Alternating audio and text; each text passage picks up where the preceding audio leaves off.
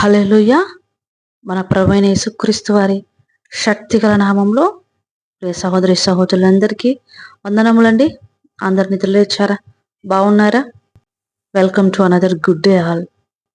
ఈరోజు జీవాహారము యెహోషువ గ్రంథము 5వ అధ్యాయము 9వ వచనము. అప్పుడు యెహోవా, నేడు నేను ఐగుప్తు అవమానమును మీ మీద నుండకుండా దొరలించి వేసి ఉన్నానని యెహోషువతో అనెను.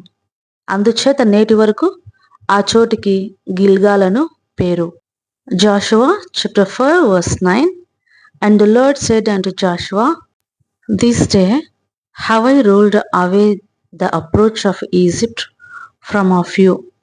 Wherefore the name of the place is called Gilgal unto this day. Amen. ప్రియ సహోదరి సహోదరులారా, గిల్గాలు అనగా హిబ్రూ భాషలో ఒక వృత్తము అని, అంటే ఒక సర్కిల్, ఒక చక్రము అని మీనింగ్ వస్తుంది. ఈ ప్రాంతము హెచ్చరికలతో కూడినటువంటి వాగ్దాన ఫలము. ఎవరైతే నీతి న్యాయములు అనుసరించి ప్రభువునందు పూర్ణ విశ్వాసం ఉంచారో, ప్రభువును వెంబడించారో వారు మాత్రమే చూసినటువంటి దేవుడి వాగ్దాన భూమి. యొర్దాను నది దాటిన తర్వాత 12 గోత్రముల వారు 12 రాళ్లను తీసుకొని కుప్పగా పేర్చి తరతరములకు ఆ కుప్ప సాక్ష్యం ఉండునట్లుగా దేవుని మహిమపరిచిన చోటు.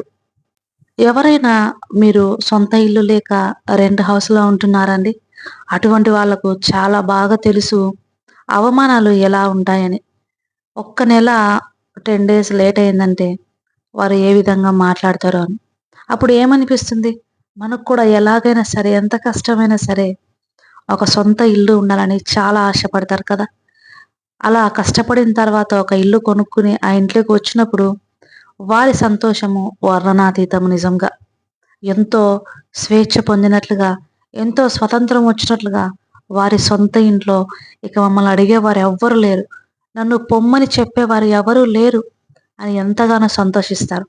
సేమ్ అలాగే ఇశ్రాయేలు జీవితంలో ఐగుప్తు బానిసత్వం నుంచి, కఠోరమైనటువంటి ఆ శ్రమలను గురించి ప్రభువారు విడిపించి వారిని 40 సంవత్సరములు నడిపించి మన్నాతోనూ, పగలు మేఘస్తంభంలోను, రాత్రి అగ్నిస్తంభంలోను, ఇలా అనేక రకాల అద్భుతముల ద్వారా ప్రభు నడిపించి వారిని వాగ్దాన స్థలంలోనికి చేర్చినటువంటి ఒక అద్భుతమైన ఘట్టము. ఇశ్రాయేలు ప్రజలు ఇక బానిసత్వము ఏమాత్రము వారి మీద లేదు అని ప్రభువు వారికి స్వతంత్రము ప్రకటించినటువంటి దినము, వారి అవమానమును కొట్టివేసినటువంటి స్థలము.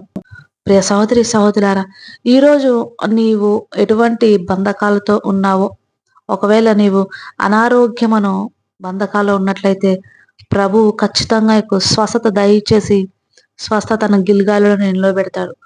ఒకవేళ నీ గర్భము మూయబడిన స్థితిలో ఉండి బానిసత్వముతో, ఈ లోకంలో నిందలతో, అవమానములతో నీవు ఒత్తిడి పడుతూ, స్ట్రెస్ ఫీల్ అవుతూ, బాధపడుతూ, కన్నీరు కారుస్తున్నట్లయితే దేవుడు నీ అవమానమునంతటిని కొట్టివేసి దేవుడు నిన్ను గిల్గాలులో నిలబెట్టబోతున్నాడు.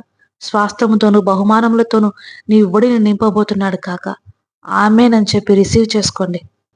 నీకు ఇల్లు లేదు, నీ జీవితం అంతా ఇంతే, రెంటిళ్లలోనే ఉండాలి అని అనేక చోట్ల నుంచి తరమబడ్డావా? ఒక ఇల్లు మారుతూ మారుతూ నీ లైఫ్ అంతా ఇలాగే ఉండాలని బాధపడుతూ కన్నీరు కారుస్తున్నట్లయితే దేవుడు నీకు అందు నుంచి ఖచ్చితంగా విడుదల దయచేసి నీకంటూ ఒక సొంత ఇంటిని, సొంత స్థలమును ఇచ్చి స్వతంత్రముగా నీకు గిల్గాలులో దేవుడిని ప్రవేశపెట్టబోతున్నాడు కాక.